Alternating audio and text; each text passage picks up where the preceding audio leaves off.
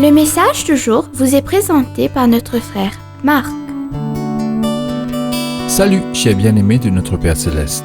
C'est vendredi et nous sommes toujours avec notre message « La foi qui peut déplacer votre montagne ».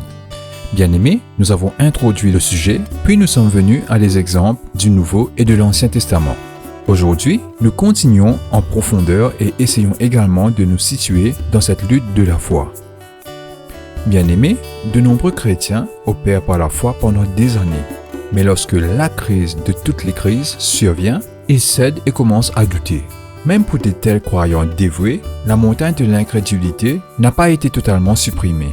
Cela attriste Dieu lorsqu'une crise accablante efface toute une histoire de témoignages sur la puissance miraculeuse. Bien-aimés, essayez simplement de comprendre à quel point l'incrédulité est blessante et douloureuse pour le cœur de Dieu.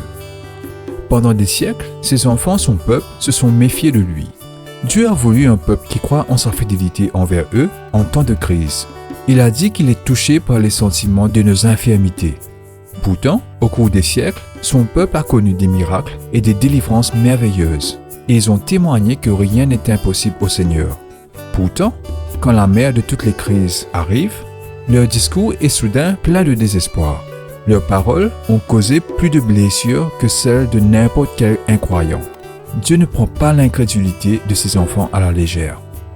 C'est ce qui s'est passé avec Pierre. Sa foi audacieuse lui a permis de marcher sur l'eau pour arriver à Jésus sur la mer.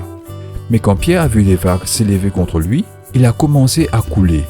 Soudain, ce disciple intrépide panique, s'écriant « Seigneur, sauve-moi !»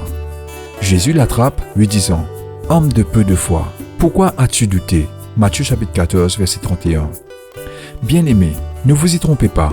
Christ ne faisait pas un clin d'œil ou ne portait pas de sourire lorsqu'il a prononcé ces mots à Pierre. Jésus était attristé par l'incrédulité de son ami proche. Il demandait « Pourquoi as-tu douté de moi, Pierre? Ne suis-je pas le Seigneur Tout-Puissant ?» Parfois, comme Pierre, nous pouvons agir audacieusement dans la foi pendant des années avant qu'une crise arrive et nous amène à fixer nos yeux sur notre condition au lieu de le fixer sur Jésus. Et au fur et à mesure que les choses empirent pour nous, un sentiment de panique nous envahit et nous pensons que nous allons couler. Pourtant, pendant tout ce temps, Dieu était et il est à notre portée. Bien-aimés, il est temps pour nous de traverser nos tempêtes et d'être complètement immergés dans un endroit merveilleux de foi de notre Seigneur. Nous ne pouvons pas nous permettre de laisser l'incrédulité se dresser devant nous comme une montagne éminente, imposante et immobile. Nous ne pouvons plus entraver la plénitude que nous avons en Christ. Nous voulons et pouvons avoir la foi qui peut déplacer notre montagne. Nous pouvons le faire si seulement nous nous en tenons à la parole de Jésus, avoir foi en Dieu.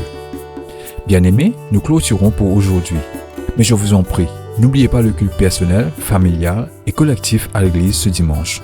C'est vrai que nous, à Maurice, nous traversons des temps difficiles. Mais je vous en prie, fixez vos yeux sur Jésus. Tenez-vous-en à votre foi en lui. Prenez soin de vous et soyez en sécurité entre ses mains. Profitez de votre week-end avec vos proches. On se retrouve lundi. Au revoir.